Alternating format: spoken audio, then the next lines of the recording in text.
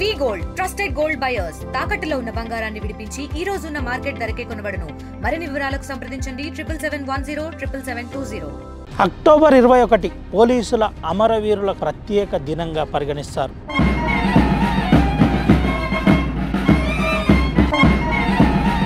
వారం రోజుల పాటు కొనసాగే ఈ ప్రత్యేక కార్యక్రమాలకు అమరులను పోలీసులు గుర్తు చేసుకుంటూ వారి కుటుంబానికి అండగా ఉంటామని చెప్తారు. వాళ్ళ కోసం పోలీస్ ఎప్పుడైనా ఉంటుంది, ఎస్పీ, డిఎస్పీ, సిఐ ఎప్పుడైనా ఉంటుంది. అంటే అలంపల్లి నుండి మొదలుకొని నస్పూర్ వరకు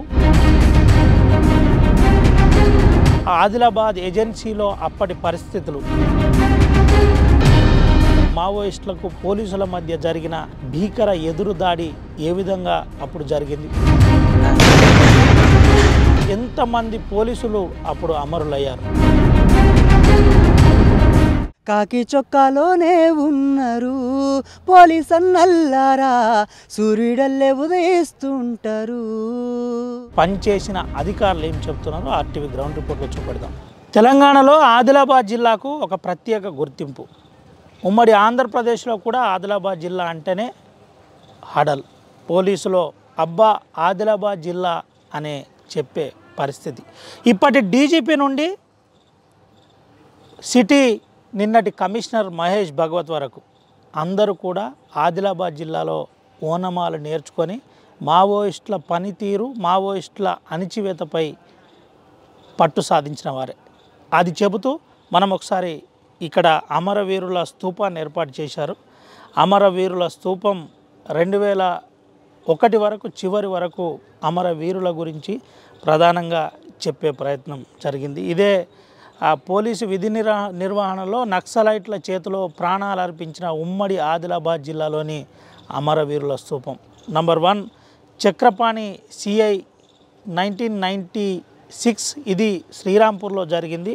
శ్రీరాంపూర్లో ఈ ఇన్సిడెంట్ అప్పుడు సంచలనంగా మారింది. రమాకాంత్ అని అనుకోవచ్చు. ఆ తర్వాత లక్ష్మణు, నరసయ్య, రాజయ్య, సయ్యద్, ఖదీర్, ఉల్లోహా ఖాన్ ఎస్ఐతో పాటు కోటియా నాయక్ వరకు సంచలనంగా మారిన పరిస్థితి. ఇదంతా కూడా ఇటు మనం చూసినట్టు కనుకైతే 57 సంఖ్యకు చేరింది. 57 మంది పోలీస్ అమరవీరుల కుటుంబాలు ఉమ్మడి ఆదిలాబాద్ జిల్లాలో పలు ప్రాంతాల్లో వేరు సిటీల్లో ఇప్పుడు ప్రస్తుతానికి పనిచేస్తున్న పరిస్థితి. అయితే అప్పుడు అధికారులు మహేష్ భగవత్ నుంచి మొదలుకొని చాలామంది అధికారులు ఇక్కడ పనిచేసిన వ్యక్తులు, ఇప్పటి డీజీపీ శివధర్ రెడ్డి కూడా ఆదిలాబాద్ ఎస్పీగా పనిచేసిన పరిస్థితి. అయితే ఉమ్మడి ఆదిలాబాద్ జిల్లాలోని పరిస్థితులు, ప్రభావాలు, అప్పటి మావోయిస్టు పార్టీ చేసిన పనులు, దాన్ని అరికట్టడానికి అప్పుడు చేసిన విధి విధానాలు, ప్రత్యేకమైన అంశాలు, ఇటు మావోయిస్టు పార్టీ బ్లాస్టింగ్ నుండి ఎన్కౌంటర్ వరకు ఎందరు అమరులు అయినరో ఏ విధంగా ఉంది తెలుసుకుందాం. ఉమ్మడి ఆదిలాబాద్ జిల్లాలో పరిస్థితులు ఏ విధంగా ఇటు పోలీసులకు మావోయిస్టుల మధ్య జరిగిన ఒక విపత్తు, అప్పటి ఎన్కౌంటర్ పరిస్థితులు, ఎంతమంది పోలీసులు అమరులైనరో డీటెయిల్గా చెప్పే ఒక మాజీ అధికారిని ఇప్పుడు పరిచయం చేస్తున్నాం. అతని పేరే భీమన్న, సిఐగా రిటైర్డ్ అయిన పరిస్థితి. ఒకసారి సార్తో మాట్లాడిద్దాం. అసలు ఇన్సిడెంట్లు అంటే కోటియా నాయక్ ఇన్సిడెంట్ నుంచి మొదలుకొని అటు అల్లంపల్లి ఇన్సిడెంట్ వరకు ప్రధానంగా తెలుసుకునే ప్రయత్నం చేద్దాం. సార్, నేను పూర్తి స్థాయిలో చెప్పలేను, మీకు తెలిసిన ప్రధానమైన అంశాలు ఏం జరిగింది అప్పుడు వరుస ఈ దాదాపుగా 57 మంది పోలీసులు ఎట్లా అమరులైన? మనం ఇప్పుడు మేము 1978లో కానిస్టేబుల్ అపాయింట్మెంట్ అయ్యి తర్వాత 83లో ఒకటి కానిస్టేబుల్, 80లో నేను తాండూరులో ఉన్నప్పుడే ఈ అల్లంపల్లి ఫస్ట్ ఇన్సిడెంట్ అంటే ఆంధ్రప్రదేశ్ లోపలనే లేదా ఇండియా లోపలనే మొట్టమొదటి సివిల్ పోలీస్ మీద అంబుష్ చేసిన నక్సలైట్లు ఈ అల్లంపల్లిలో 10 మందిని చంపడం జరిగింది. ఆ తర్వాత కొంతకాలానికి ఇక్కడ మన సింగపూర్లో కూడా ఫస్ట్ అది 18th ఆగస్ట్ 1987 అల్లంపల్లి, 1st ఫిబ్రవరి 1989 సింగపూర్ జీ బ్లాస్టింగ్, ఖానాపూర్ లిమిట్స్. అది ఈ రెండు కూడా ఇది ఖానాపూర్ లిమిట్సే. అక్కడ ఒక ఎస్ఐ, ముగ్గురు హెడ్ కానిస్టేబుల్, తగ్గిన 5 కానిస్టేబుల్ చనిపోయారు. అల్లంపల్లి ఇన్సిడెంట్లో ఏమో 2 ఎస్ఐలు, ఒక హెడ్ కానిస్టేబుల్, తక్కిన వాళ్ళంతా 9-7 కానిస్టేబుల్ చనిపోయారు. ఆడికెళ్ళి కానిస్టేబుల్ అంటే పోలీసులను చంపడం అనేది మొదలైంది. ఆ తర్వాత కంటిన్యూగా ఆ తర్వాత అదే ఫిబ్రవరి 89లో ఫిబ్రవరి 31 అక్కడ మన చెన్నూరులో హెడ్ కానిస్టేబుల్ మీద ధర్మయ్య ఎస్ఐ మీద అటాక్ జరిగింది. అందులో ఎస్ఐ గారు బాగా సీరియస్గా ఇంజూర్డ్ అయ్యిండు. తర్వాత అక్కడ హెడ్ కానిస్టేబుల్ అయితే గన్మెన్ ఉండను ఆయన స్పాట్లో చనిపోయిండు. ధర్మయ్య ఒక 1.5-2 ఇయర్స్ హైదరాబాద్ హాస్పిటల్ పోయి కర్మర్ హాస్పిటల్ ఉండి తర్వాత సర్వే అయ్యిండు. ఆ తర్వాత కంటిన్యూయేషన్లో మనకు అక్కడక్కడ తెరచుముచ్చు ఇన్సిడెంట్లు అవుతున్నాయి, అటాక్ చేస్తూ ఉండు. తర్వాత మనకు పెద్ద మేజర్ ఇన్సిడెంట్ అంటే మళ్ళీ 91లో ఇక్కడ భూపాలపట్నం ఏరియాలో ఇక్కడ దుర్గారావు ఎస్ఐని అటాక్ చేయడము, అక్కడ ఒక కానిస్టేబుల్ ఒక ఎస్ఐ చనిపోవడము. అది 19 ఏప్రిల్ 1991 నాడు జరిగింది. అదే సంవత్సరం మళ్ళీ 17 మే 1991 ఉట్నూరులో కొమ్ముగూడ అంటే ఉట్నూరు పోలీస్ స్టేషన్ నుంచి కరెక్ట్ 1 కిలోమీటర్ లోపలనే దాన్ని అంటుకొని హాస్పిటల్ ఉంటుంది, గవర్నమెంట్ హాస్పిటల్. దాని పక్కనే కొమ్ముగూడ తాండా ఉంటుంది. ఆ తాండాను నుంచి ఒక ఫర్లాంగ్ దూరం లోపలనే యూకలిప్టస్ ప్లాంటేషన్ ఉంటుంది. అక్కడ అంబుష్ చేసి కోటియా ఎస్ఐ అటాక్ చేసిండ్రు. కోటియా ఎస్ఐ అనిపోయిండు, గోవర్ధన్, తహర్ ఆ ముగ్గురు అక్కడ స్పాట్లో చనిపోవడం జరిగింది. అదే కంటిన్యూషన్లో నెక్స్ట్ 96లో ఇక్కడ మల్లేష్ ఖానాపూర్లో జీ బ్లాస్ట్లో ఎస్ఐ మల్లేష్ చనిపోవడం జరిగింది. 96లోనే బోత్లో హమీద్ హెడ్ కానిస్టేబుల్పై రాత్రి ఇంటికి పోతుండగా గాంధీ చౌక్లో అటాక్ చేసి అక్కడ హమీద్ని చంపాను. హాస్పిటల్లో ఒక 4 రోజులు ట్రీట్మెంట్ తర్వాత అయినా చనిపోయాడు. అదే టైంలో జాకీర్ అనే కానిస్టేబుల్ మర్లపల్లి విలేజ్కు ఇల్లు తీసుకొని కిరాయి తాళపు చేయి కొరకపోతే అక్కడ అతన్ని కొట్టేసిండు. మళ్ళీ అదే 98లో అక్కడ కౌటా దగ్గర జీప్ బ్లాక్ చేస్తే రాజేశ్వర్ కానిస్టేబుల్ చనిపోయాడు. 2 కానిస్టేబుల్ కాళ్ళు చేతులు ఇదైపోయినాయి. తర్వాత ఇక్కడ మన నర్సాపూర్లో పోలీస్ స్టేషన్ బ్లాక్ చేస్తే అక్కడ కూడా సివిల్ ఇంజనీర్ పోలీస్ స్టేషన్ పని మీద ఆయన కూడా చనిపోయాడు. సిర్పూరియు 96 జూన్ జూలై ఏంటి సార్ సిర్పూర్ పోలీస్ స్టేషన్ అప్పుడు పెద్ద చర్చ జరిగింది. ఏంటి సార్ అది పోలీస్ స్టేషన్ మీద అటాక్ చేసి వెపన్స్ అన్ని పట్టుకుపోయి చంపేశారు. 17 మందిని ఏపీఎస్పీలు సివిల్ కలిపి 17 మందిని అటాక్ చేసి చంపిండు. అది పెద్ద ఇన్సిడెంట్ జిల్లాలో, అది పెద్ద మొత్తం పోలీస్ డ్యామేజ్ అయిన సంఘటన అది. ఆ తర్వాత అట్లే చెదురు ముదురు అక్కడొకటి జరుగుతూనే ఉన్నాయి. ఇది 2013 వరకు జరుగుతూ వచ్చినాయి. ఆ తర్వాత ఈ మధ్యలో పోలీస్ మీద అటాక్లు ఏం లేవు. మొత్తం పైకి అమరవీరులు ఏవైతున్నారో ఇప్పుడు మన స్మారక స్తూపంపై పోలీసు అమరవీరుల స్తూపంపై దగ్గర అందరితోటి నాకు అనుభవం ఉంది. అందరితోటి కలిసి చేసినాం. ఈ కుటుంబాలన్నీ దగ్గర 57 మంది కుటుంబాలు విచ్ఛిన్నమైపోయినాయి. ప్రభుత్వం బాగానే ఆదుకున్నది అందరికి కూడా, వాళ్ళ పిల్లలకు వాళ్ళకు చేయుతాను. అప్పుడున్న పరిస్థితులకు అనుకూలంగా, అప్పుడున్న ప్రభుత్వ ఉత్తర్వులకు అనుకూలంగా వాళ్ళకు సాయం చేయడం జరిగింది. వాళ్ళ ఆల్మోస్ట్ ఆల్ అందరూ ఇప్పుడు పోలీస్ కుటుంబాల పరిస్థితి ఏంటి? వరుసగా మీకు వాళ్ళ కుటుంబాలతో సంబంధాలు ఉంటాయి, అంటే మీకు ఏ ఇబ్బంది ఉన్నా గతంలో కూడా వచ్చి చెప్పుకునేది. ఇప్పుడు ఏంటి ఎట్లుంది పరిస్థితి? అంటే ప్రభుత్వ పరంగా బాగానే ఉంది, ప్రభుత్వం వాళ్ళకు బాగానే చేసింది. ఇప్పుడు కూడా ఇంకా ఇప్పుడు ఈ మార్టియర్స్ డే సందర్భంగా ఎస్పీ గారు ప్రతి జిల్లాలో వాళ్ళని పిలిచి మాట్లాడము చేయడం, మధ్యలో కూడా ఏమైనా ప్రాబ్లం ఉంటే గ్రీవెన్స్ డే నాడు వచ్చి కలవడం అది జరుగుతుంది. పోలీస్ అధికారుల ప్రకారంగా బాగానే ఉంటుంది. కానీ కుటుంబాలకు ఎంతైనా ఇంటి పెద్ద పోయిన తర్వాత ఇల్లు చిన్న భిన్నం అయిపోతుంది. ఎందుకంటే సూపర్వైజర్ తండ్రి కంట్రోల్ చేసి తండ్రి పోయిన తర్వాత తల్లికి అండ్ మోస్ట్ కానిస్టేబుల్ పిల్లలకు చదువు వచ్చి ఉండదు, భార్యలకు అట్లా వాళ్ళ భార్యలు పిల్లలను సరిగా కంట్రోల్ చేయలేక చేసి కొందరికి ఉద్యోగాలు దొరికినాయి, కొందరు ఉద్యోగాలు దొరకలేదు. ఉద్యోగాలు వచ్చిన వాళ్ళు కూడా తల్లిదండ్రులను, అన్నదమ్ములను, తల్లులను, అక్కయ్యలను పెద్దగా పట్టించుకున్న దాకా లేనట్టు అప్పుడప్పుడు మనం కలిసినప్పుడు చెప్తూ ఉంటారు. విదారకంగా అనిపిస్తుంది వాళ్ళు చెప్పినప్పుడు. కానీ మనం ఏం చేయగలుగుతాం? మేము కూడా రిటైర్ అప్పుడు ఉన్నప్పుడు అంటే ఎస్పీ గారికి పోయి చెప్పేది. ఇప్పుడు కూడా అదే చెప్తాం మనం, మీరు జీవితకాలం మీరు ఉన్నంత బతికేంత కాలం మీకు ఆదుకునే రక్షకుడు జిల్లా ఎస్పీ కాబట్టి మీరు ఆయనకే కలవాలా అని చెప్తాం. ఇప్పుడున్న ఎస్పీ గారు అయితే మా ఆదాలో చాలా అందరికీ తొందరగా స్పందిస్తాడు. ఏ కష్టం వచ్చినా అంటే పోలీసు వాళ్ళకే కాదు ఇతరులకు కూడా ఆయన తొందరగా యాక్షన్ తీసుకునే ధోరణి ఉన్నది. కాబట్టి మనం పోయిన వాళ్ళని తిరిగి ఇవ్వలేము, కానీ ఉన్న వాళ్ళకు ప్రభుత్వం అయితే బాగా చూసుకుంటుంది. నాకు తెలిసినంత వరకు ఒక్కొక్కసారి 10 మందికి ఉద్యోగాలు ఇవ్వడం చేయడం, ఆల్మోస్ట్ వాళ్ళందరినీ వాళ్ళ పిల్లలకు వాళ్ళ భార్యలకు అకామిడేట్ చేయడం జరిగింది. ఎట్లా చూడండి సార్, మీకు ఎన్కౌంటర్లో మీరు దిట్ట, మీకు ఒక ప్రత్యేక గుర్తింపు ఉంది. భీమన్న అంటేనే ప్రత్యేకమైన పేరు. ఈ ఉత్తర తెలంగాణ నుంచి అధికారి డీజీ స్థాయి వరకు మీకు కలిచివేసిన సంఘటన ఈ పోలీసులు మావోయిస్టుల ఎదురు కాల్పుల్లో మీ దగ్గర మిత్రుడు ఎవరన్నా చనిపోవడం మీ కళ్ళ ముందే జరిగిన ఇన్సిడెంట్ ఏదైనా ఉందా? కళ్ళ ముందు నా తోటి పైర్లో నా జవాన్ కానీ ఎవరికి చిన్న ఇంజూరీ కూడా జరగలేదు. కలిసివేసిన విషయం అంటే 1996లో ఆ రోజు గురువారం నేను ఇక పార్టీ తీసుకొని ఎంబీ నేను ఇంకొక మధు అని మధు వేస్తాయి ఇద్దరం.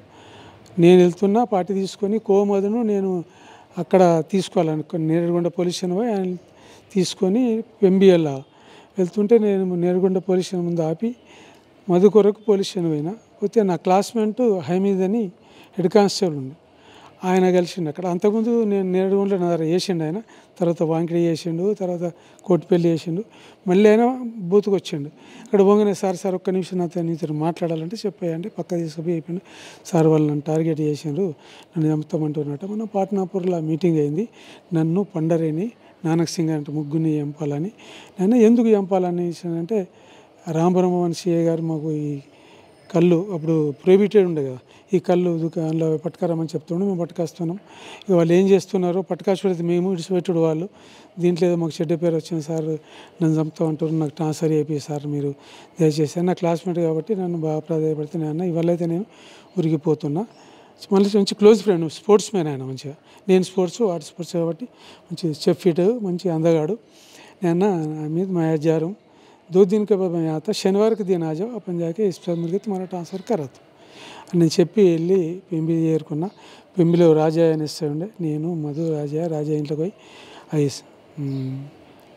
సకినాలు అంటే సంక్రాంతి టైం సకినాలు పెట్టండి ఆయన తింటున్నాం అంటే డిన్నర్ చేస్తున్నాం. అయితే ఆ టైంలో చెట్ల చెప్తున్నారు బోత్ పోలీస్ స్టేషన్లో పోలీస్ జమీదారు మీద అటాక్ అయింది బోత్లో అని చెప్పితే ఆ కానిస్టేబుల్ కాసి ఇట్లా అరే ఇప్పుడే నేను మాట్లాడిన ఫ్రెండ్ పోయి అని మళ్ళీ మేము పోలీసు వారు అటాక్ అయింది, ఆయనను ఇమీడియట్ ఆల్దవా షిఫ్ట్ చేస్తున్నారు, సిఐ వాళ్ళంతా ఎస్ఐ దివాకర్ వీళ్ళంతా తీసుకొని పోతున్నారు అని చెప్పింది. తర్వాత నేను అని తెలిసి కూడా చిన్నాడు స్నేహితుడు ఇంటర్ వరకు కలిసి చదువుకున్నాము, ఉదయం కలిసి చేసినాము.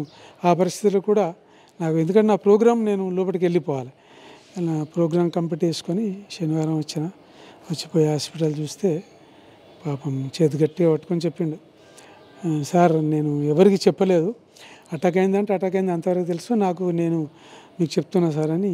ఎట్లా జరిగింది మీది కేశవ అంటే సార్ నేను మీతో మాట్లాడిన తర్వాత మీరు ఎస్ఐని తీసుకొని వెళ్ళిపోయారు, నేను ఏపీఎస్పీని తీసుకొని బోత్ వెళ్ళిపోయాను. నేరుకి వెళ్ళి బోత్ వెళ్ళిపోయిన తర్వాత నేను బస్టాండ్లో దిగితే అప్పటికే పాన్ షాప్ గిన్షాప్ అన్నీ క్లోజ్ ఉన్నాయి.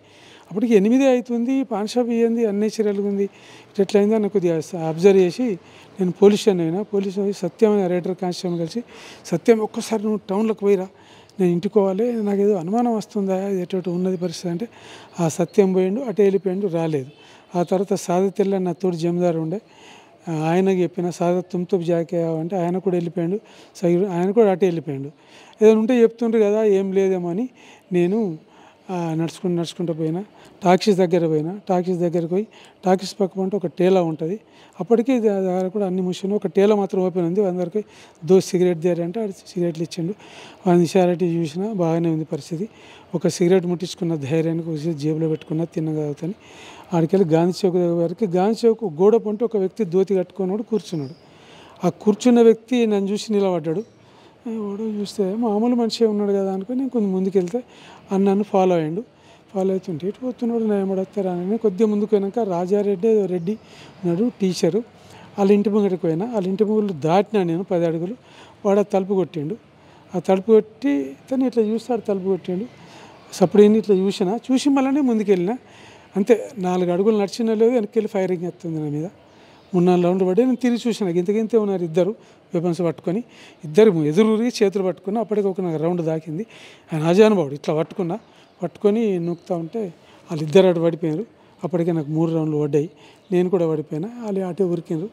నేను బచావో అని గట్టి కొరితే ఆ పోస్ట్ అంటే టెలిగ్రాఫ్లో పనిచేస్తే ఆయన ఉరికొచ్చిండు. రే హమీసా కైసావా ఇట్లా ఏదైనా కానీ నాకైతే ఏదైనా నన్ను తీసుకుపోయింది, హాస్పిటల్ తీసుకుపోయిన అంటే ఆయన లేపే ప్రయత్నం చేసినా కానీ ఆయనకు లేవలేదు. ఆఖరికి ఎడ్ల బండి, అరే బండి గుంజుకరా అంటే బండి గుంజుకొచ్చాడు. అంతలోపటే జమైన మనుషులు అందరు కలిసి నన్ను బండ్లు వేసుకొని తీసుకుపోతుంటే ఒక పిల్లాని చెప్పి నన్ను అశోక్ షెట్కో చెప్పి ఆ సుమో పంపిమను, నేను ఆదిలాబాద్ తీసుకుపోతామంటే ఆ పొలాడు పోయిండు, సుమో తీసుకొచ్చిండు. నేను హాస్పిటల్ ఏరేంత లోపల సిఐఎస్ఐ అందరు వచ్చి నన్ను హాస్పిటల్ తీసుకొచ్చింది. సార్ నేను ఈ కొట్టిన విషయం పలాని ఇల్లు అని ఎస్పీ గారు కూడా చెప్పలేదు, మీకు చెప్తున్నాను కాబట్టి మనం వాడిని ఇడ్సబెట్టద్దు అన్నాడు. సరే చూద్దామని మేము ఆ ట్రీట్మెంట్ అయితే కానీ ఆమె తొందర ఏమొచ్చిందనం. లాస్ట్ ట్రీట్మెంట్ అయింది, ఇంటికి వచ్చిండు వాళ్ళ తమ్ముడి ఇంటికి. మళ్ళీ హైదరాబాద్ అనుకున్నాం. తెల్లారి అది బ్లడ్ క్లాటెడ్ బడి ఇక్కడ అడ్డమై చనిపోయింది స్పాట్లో. అది నాకు ఇప్పటికీ మా భార్య పిల్ల అంటే చిన్ననాడు స్నేహితుడు నాకైనా ఘోరంగా చనిపోయింది. అట్లా ఎందరో. తర్వాత తయారు మహమ్మద్ అనే ఎస్ఐ కోటితోటి చనిపోయాడు. గోవర్ధన్ కూడా, వాళ్ళిద్దరూ నా పార్టీ మెంబర్లే. 1 నెల ముందు వరకు వాళ్ళు నేరుగొండలో నాతోటే ఉన్నారు. నాతోటి ఉండి ఆ గోవర్ధన్ పిల్లగాడు జమీదార్ అయ్యాడు, మా కులమే, గొల్లుల పిల్లగాడు.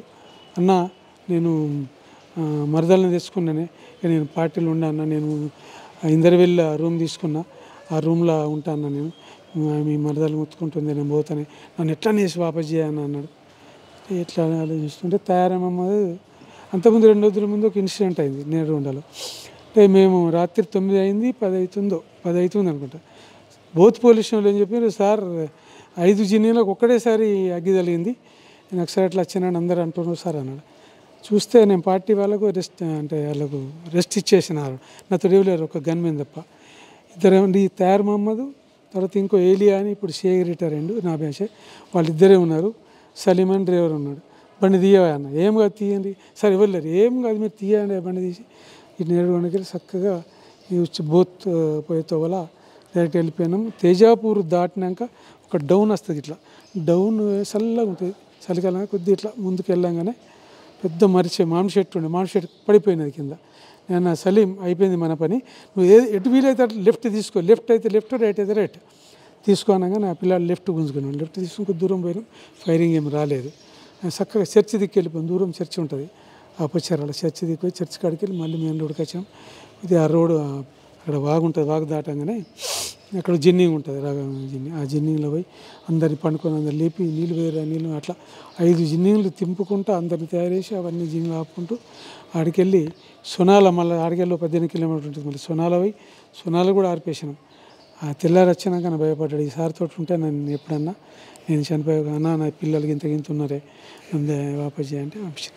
అయితే ఇన్సిడెంట్ వాడేమో భార్యతో ఉంటా అనిపోయాడు, అదే పోలీస్ స్టేషన్కు ఇందరివెళ్ళకి, ఈడేమో నా పిల్లలు చిన్నగా ఉన్నారు ఏమని వేసి పంపాయంటే సాయిల్ సార్కును డిఎస్పీ సార్ ఎస్ఐ టెస్ట్లో ఫెయిల్ అయ్యాడు, ఎడుతున్నాడు సార్ వాపస్ చేద్దాం పంపించాను.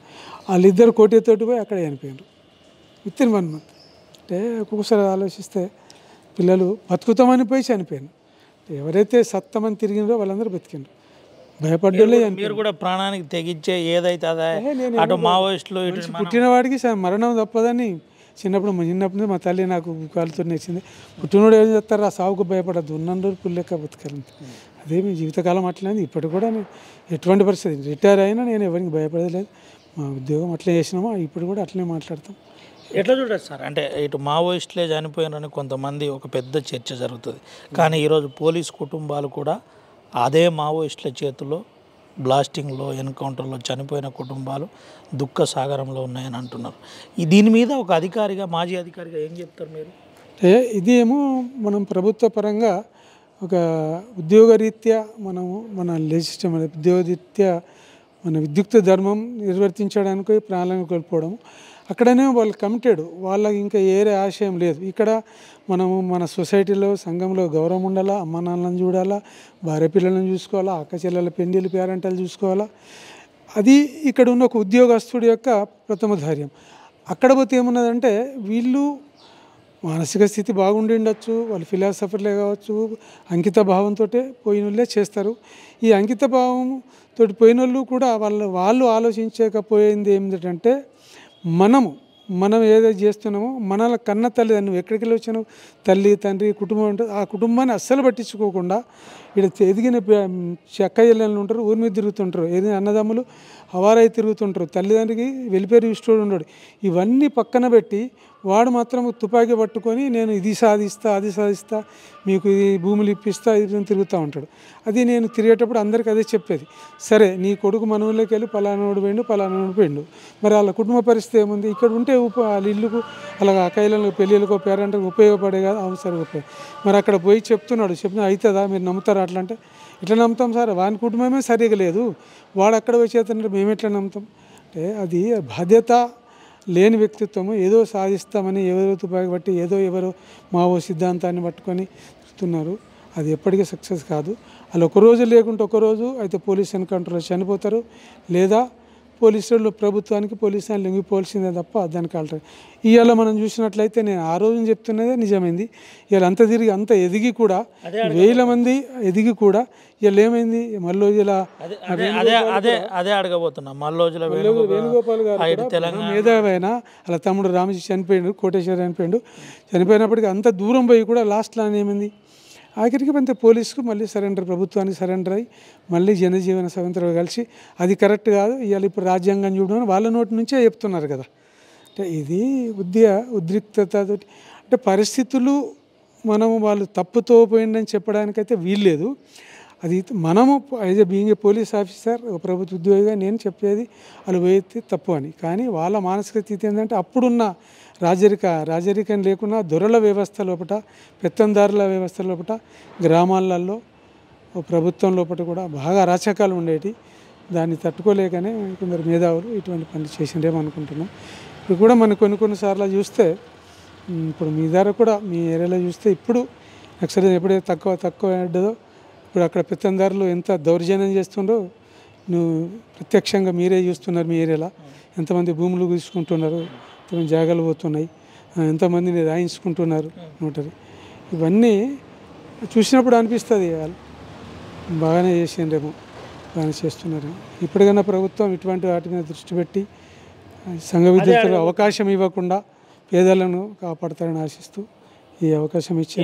ఏం చెప్తారు సార్, అంటే పోలీస్ అమరవీరుల కుటుంబాల నుంచి మొదలుకొని ప్రభుత్వం వరకు ఒక మాజీ పోలీస్ ఆఫీసర్గా, పేరున్న ఆఫీసర్గా, ఒక రకంగా ఎన్కౌంటర్ స్పెషలిస్ట్గా ఏం చెప్తారు?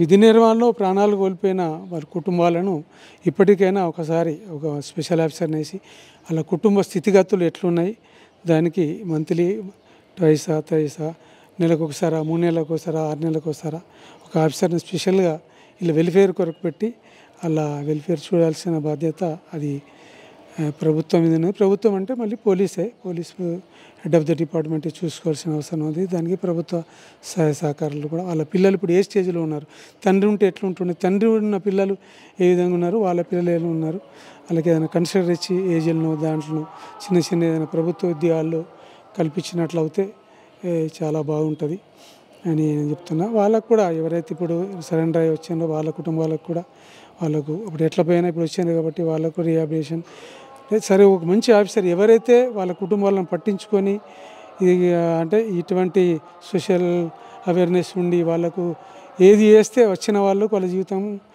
బాగుపడుతుంది అనే భావన ఉన్న అధికారి నీ జిల్లాకు ఒక్కళ్ళను ఇద్దరును యూసీ స్టేట్లో ఒక ఆఫీసర్, రిటైర్డ్ ఆఫీసర్ అయినా సరే ఇప్పుడు డ్యూటీలు చేస్తున్న అధికారులను పెట్టి వాళ్ళ కుటుంబాలను కూడా వాళ్ళు పోయిండు వచ్చిండు. చాలామంది ఇప్పుడు సరెండర్ అయిన వాళ్ళు ఉన్నారు, తప్పుతోలో వేయండు, మంచితోలో వేయండు, కానీ ఇప్పుడు బతకాలని ప్రయత్నం చేస్తున్నారు. చాలామంది అయితే అక్కడ అయిపోయిండు, వాళ్ళకు రిహాబిలిటేషన్ జరిగింది, అందరు హ్యాపీగా బతుకుతున్నారు. ఇంకెవరైనా అట్టు ఉంటే వాళ్ళు అక్కడక్కడ ఉంటే వాళ్ళని కూడా మనం సాయం చేయాల్సిన అవసరం పోలీస్ డిపార్ట్మెంట్ కానీ ప్రభుత్వానికి కానీ ఉన్నది. ఇట్లానే చనిపోయిన వాళ్ళ కుటుంబాలను విజిట్ చేసి వాళ్ళ భార్యలు వాళ్ళ పిల్లలు ఏ విధంగా ఉన్నారు, మేము ఉన్నాము ఇంకా మీకనే భరోసా ఇవ్వాల్సిన బాధ్యత కూడా పోలీసుకు ప్రభుత్వంపై ఉన్నదని. చివరికి ఒక విషయం చెప్పండి సార్, ఇప్పుడున్న డీజీపీ నుంచి మొదలుకొని నిన్నటి సిటీ కమిషనర్ మహేష్ భగవత్ వరకు వీళ్ళందరూ కూడా అప్పుడు ఈ జిల్లాలో చేసిన వాళ్ళే. వాళ్ళతో ఈ అంశం ఏదన్నా వాళ్ళ దృష్టికి తీసుకెళ్లే ప్రయత్నం చేసినరా? ఇట్లా కుటుంబాలు ఇబ్బందుల్లో ఉన్నాయి, కొద్దిగా తమరు హెల్ప్ చేయాలని చెప్పే ప్రయత్నం లేదు. నేను ఎందుకంటే అది ఇప్పుడు 13 సంవత్సరాల రిటైర్మెంట్ తర్వాత నేను ఎప్పుడు కలిసే ప్రయత్నం కూడా చేయలేదు. ఇంకోసారి భగవత్సారి ఇక్కడ వస్తే ఈ జైనూరు ప్రోగ్రాం అప్పుడు ఇన్సిడెంట్ అప్పుడు వస్తే ఎంత ధైర్యం చేయలేము కాలా. ఇప్పుడు డీజీ ర్యాంకు సార్ది, మనం కలవాలంటే కొద్దిగా భయం పడుతుంది.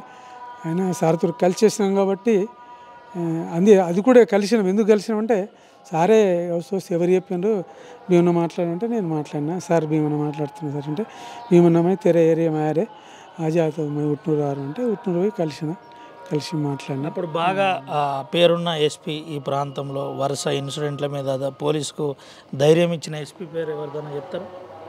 పోలీసుకు అంటే అందరూ ఎస్పీలు ఎవరు వచ్చినా పోలీస్ వెల్ఫేర్ చూసిండ్రు. అందరికీ కొందరు ఎక్కువ తక్కువ అన్నా కానీ ఈ జిల్లాలో చేసిన ఎస్పీలు అందరూ స్టార్టింగ్ నుంచి పోలీసుని మోటివేట్ చేసి పని తీసుకుని ఎస్పీ అంటే వివేక్ దూబే సార్ తర్వాత అందరు వచ్చిన అధికారులు అదే విధంగా ఉండి అసనే సార్ కూడా వేసిండు, సండిలే సార్ కూడా, తర్వాత వచ్చిన అందరు ఆఫీసర్లు దూబే మన అడిషనల్ శివధర్ రెడ్డి సారు ఎవరితో మనకు అడిషనల్ ఎస్పీ బెల్లంపల్లి చేసిండు. ఇప్పుడు నేను చెప్పిన మా additional DG Mahesh Bhagwat sir వీళ్ళు బాగా పట్టించుకొని ఎట్లా జరుగుతుంది ఏం జరుగుతుంది అనే విషయం మీద మోటివేట్ చేసి ఏదైనా కష్టాలు ఉంటే చూసుకొని చాలామంది తను ఇంకా ఇప్పుడు సోహన్ సింగ్ అది ఉన్నాడు కదా, అశోక్ చౌహాన్ కాదు చౌహాన్ సార్, అశోక్ కాదు, ధర్మ్ సింగ్ సార్ చౌహాన్ అని ఇప్పుడు విజిలెన్స్ దాకా విజిలెన్స్ దాంట్లో ఆ సార్ కానీ అందరూ చేసిన వాళ్ళందరూ ఇప్పుడున్న ఎస్పీ కానీ ఇంతకుముందు పోయిన ఎస్పీలు కానీ అందరూ బాగా అందరు ఎస్పీలు బాగా మోటివేట్ చేస్తారు, బాగా చేస్తారు. జిల్లా అదృష్టం, బ్యాక్వర్డ్ జిల్లా అని పంపేటప్పుడు గవర్నమెంట్ కానీ డీజీ గారు కానీ మంచిగా పంపించినారు. మంచి ఆఫీసర్లు. జిల్లాలో మావోయిజం అంతా కంట్రోల్కి వచ్చినట్టేనా? ఆల్మోస్ట్ ఆల్ ఇప్పుడు లేదని చెప్పొచ్చు. మన ఆల్దావ్ జిల్లాలో పాత ఖమ్మం జిల్లాలో ఇలాంటి మూమెంట్ లేదు, ఉండే అవకాశం కూడా లేదు. ఎవరైతే మన జిల్లా మీద పట్టు ఉన్న అధికారులు ఉన్నారో మావోయిస్టులు ఉన్నారో ఆల్మోస్ట్ ఒక్కరు లేకుండా లొంగిపోవడము. భాస్కర్ చనిపోయింది కదా, భాస్కర్ చనిపోయిండు. తర్వాత సీనియర్లు పుల్లూరు ప్రసాదరావు గారు చనిపోవడం ఇవన్నీ అంతా ఇప్పుడు ఎవరికి కూడా ఎవరైనా కొత్తగా వచ్చినా ఆ పట్టు రాదు. అంటే వాళ్ళకు పర్మనెంట్ పార్టీ మెంబర్స్ అని వాళ్ళకి అక్కడక్కడ ఉంటారు ఊర్లలో, వాళ్ళకు లింక్ ఉంటుండే. కొందరు వాళ్ళ నుంచి కొరియర్ ద్వారా వాళ్ళకి ఎప్పటికప్పుడు ఆ మెంబర్ జరుగుతుంది. ఇప్పుడు వాళ్ళు ఉన్నారన్న సంగతి అక్కడ ఉన్న వాళ్ళందరూ వాళ్ళందరూ పోయినరు. ఈ కింద వాళ్ళు ఉన్నా కానీ వీళ్ళు ఎవరికి పంపాలా సమాచారం ఆ చదివేటోళ్ళు లేడు, సమాచారం పంపేయలేదు. ఇట్లా ఉన్నారు కొందరు ఇంకా ఇంట్రెస్ట్ పనిచేసేటోళ్ళు లేరని అన్నాం. ఆ భావజాలం ఉన్న వాళ్ళు ఉన్నారు. ఇది ప్రభుత్వం పరంగా మన ఇదే ప్రెషర్ ఇట్లా ఉంటే ఉంటుంది. Okay sir, thank you. ఇది పరిస్థితి. అయితే ఒకటి కాదు, రెండు కాదు, ఎన్నో ఇన్సిడెంట్లు ఈ జిల్లాలో జరిగిన యథార్థాలు నా కళ్ళ ముందు కొంతమందిని చూసి నేను కలిసి బాగా ఇబ్బంది పడ్డాను. నా ఉమ్మడి ఆదిలాబాద్ జిల్లా వ్యాప్తంగా అమరవీరుల ప్రత్యేక కార్యక్రమాలు కొనసాగుతున్నాయి. పోలీసు అమరవీరులకు నివాళులు అర్పిస్తూ ప్రత్యేక కార్యక్రమాలు, రక్తదాన శిబిరాలు, అదేవిధంగా పలు సేవా కార్యక్రమాలు నడుస్తున్నాయి. అయితే ఆదిలాబాద్ ఎస్పీ అఖిలేష్ మహాజన్ మనతో ఉన్నాడు, సార్తో మాట్లాడారు. సార్ ఏంటి సార్ ఈరోజు అంటే ఇప్పుడు మన పోలీస్ కమెమరేషన్ వీక్ నడుస్తుంది. దానిలో ప్రతిరోజు మనం ఒక మార్టియర్స్కి వాళ్ళకి గుర్తించి వాళ్ళ పేరులో ఒక ప్రోగ్రామ్ మనం ప్రతిరోజు ఏర్పాటు చేస్తాము. ఈరోజు మనం ఒక మెగా బ్లడ్ డొనేషన్ క్యాంప్ ఇక్కడ ఏర్పాటు చేసాము. ఎందుకంటే బ్లడ్ కూడా ఆ పోలీస్ ఎట్లయినా లా అండ్ ఆర్డర్ అండ్ సొసైటీకి ప్రొటెక్ట్ చేస్తుంది, అట్లాగే కూడా ఒక బ్లడ్ బాటిల్ చాలామంది లైఫ్ సేవ్ చేస్తుంది. అదే థాట్ ప్రాసెస్తో మనం ఒక బ్లడ్ డొనేషన్ క్యాంప్ ఏర్పాటు చేసాము. చాలామంది ఇక్కడ వచ్చారు, అది సంతోషం. ఇక్కడ కూడా కాకుండా కూడా రెగ్యులర్గా మనవి ఏంటంటే ప్రజలతో మీరు రెగ్యులర్గా బ్లడ్ డొనేషన్ ఎవ్రీ 3 monthsకి ఇవ్వాల్సింది. కొంచెం సూపర్స్టిషియస్ బిలీఫ్స్ ఉంటుంది దట్ బ్లడ్ ఇవ్వకూడదు ఎవరికి, వేరే వాళ్ళది తీసుకోకూడదు. అది అన్నీ తప్పు. మీరు మీ బ్లడ్ ఒకసారి డొనేట్ చేస్తే మళ్ళీ ప్యూరిఫై కూడా అవుతుంది. ఇంకా 3 monthsలో మళ్ళీ అంతే లెవెల్ వచ్చేస్తుంది. సో దయచేసి మీరు మ్యాక్సిమం బ్లడ్ డొనేషన్ ఎవ్రీ 3 monthsకి చేసేయండి. సో దట్ ప్రజలకి ఎవరెవరికి ఇబ్బంది ఉంటే, ఎవరి పిల్లలకి తెలిసిమి లేకపోతే అట్లా ఏమైనా డిజీజ్ ఉంటే వాళ్ళకి కూడా చాలా సంతోషం ఉంటుంది. Thank you. మీరు కూడా బ్లడ్ డొనేషన్ చేశారా సార్? చేశాం. నేను కూడా ఒక బ్లడ్, నా పోలీస్ ఎస్ఐలు, సిఐలు, డిఎస్పీలు కూడా అందరు పోలీస్ ఇది బ్లడ్ డొనేట్ చేయడం జరిగింది. అమరవీరుల కుటుంబాలకు జిల్లా ఎస్పీగా మీరు ఏం చెప్తారు? అంటే వాళ్ళకి మనం నిన్న ఒక ప్రోగ్రామ్ ఏర్పాటు చేయడం జరిగింది. మనం వాళ్ళ కోసం ఉన్నాము. ఎందుకంటే వాళ్ళ హస్బెండ్, కొడుకు అండ్ వాళ్ళ వల్ల మనం ఇప్పుడు ఇంత సేఫ్ ఉన్నాము ఈరోజు. సో వాళ్ళ కోసం పోలీస్ ఎప్పుడైనా ఉంటుంది, ఎస్పీ, డిఎస్పీ, సిఐ ఎప్పుడైనా ఉంటారు. వాళ్ళకి ఏమైనా ఇబ్బంది ఎప్పుడైనా ఉంటే మన దగ్గర రావచ్చు, ఏ టైం రావచ్చు, మనం 100% హెల్ప్ చేస్తాము. Thank you. ఇది పరిస్థితి. వాళ్ళ కోసం మేము ఎప్పుడైనా ఉంటాం. వారి కుటుంబానికి పోలీస్ ఎప్పుడు అండగా ఉంటుంది. పోలీస్ అమరవీరుల కుటుంబాలకు పోలీస్ అధికారులు, జిల్లా ఎస్పీతో సహా అందరూ అండగా ఉంటామని చెప్తున్నారు. దీంతోపాటు ప్రత్యేక కార్యక్రమాలు జిల్లాలో కొనసాగుతున్నాయి. బ్లడ్ డొనేషన్ చేసి అందరికీ సహాయపడండి, సేవ చేయండి అని జిల్లా ఎస్పీ అఖిలేష్ మహాజన్ చెబుతున్న పరిస్థితి. సుమంతో అవినాయక్, ఆర్టీవీ, ఆదిలాబాద్. అమరవీరులకు సంబంధించి ఎక్కడో జాగల ఏదో రూపకంలో, కవి రూపకంగా లేదంటే పాట రూపకంలో ఎప్పుడూ గుర్తు చేస్తూనే ఉన్నారు. తమ్ముడు ఏం పేరు నీ పేరు? నా పేరు ఇంద్రకుమార్ అన్న. నాది కోదాడ దగ్గర సూర్యాపేట జిల్లా కోమరబండ అనే ఒక గ్రామం. ఈ అమరవీరుల యొక్క త్యాగాలను వారి కోసం డెడికేటెడ్ చేస్తూ ఒక సాంగ్ తీయడం జరిగిందనమాట. దాన్ని రీసెంట్గా సజ్జనార్ సార్ తోటి, అదేవిధంగా డీజీపీ శశిధర్ రెడ్డి సార్ తోటి కూడా రిలీజ్ చేయడం జరిగిందనమాట. దానికి సార్ కూడా చాలా మెచ్చుకొని అభినందనలు తెలియజేయడం జరిగింది. అది మన కోసం, మన ఆర్టీవీ కోసం ఒక చిన్న లైన్. గుండెల్లోన దాగి ఉన్నారు అమరవీరుల్లారా, మనసులోన మెదులుతున్నారు, కాకి చొక్కాలోనే ఉన్నారు పోలీస్ అన్నల్లారా, సూర్యుడల్లే ఉదయిస్తుంటారు. ఏ తల్లి 9 నెలలు మోసి నిన్ను కన్నదో, ఏ తల్లి 9 నెలలు మోసి నిన్ను కన్నదో, ఎండనక వాననక కొలువు చేస్తూ ఉంటారో, కన్న తల్లి కట్టుకున్న అలినొదిలి మీరు డ్యూటీ చేస్తారు. గుండెల్లోన దాగి ఉన్నారు అమరవీరులారా, మనసులోన మెదులుతూ ఉన్నారు. రాజ్యాంగాన్ని అనుసరించి రాబందుల పడతారు, యువతను మత్తుకు గంజాయికి దూరం చేస్తారు, నిత్యం ప్రజలతోటి సావాసం చేస్తారు, కంటికి రెప్పవోలే కర్ణుడిలా కాస్తారు. జోహార్లు అర్పిస్తున్నామే అన్న మీకు, గణని వాలితో మీకు చేస్తున్నామే సలాం, చేస్తున్నామే.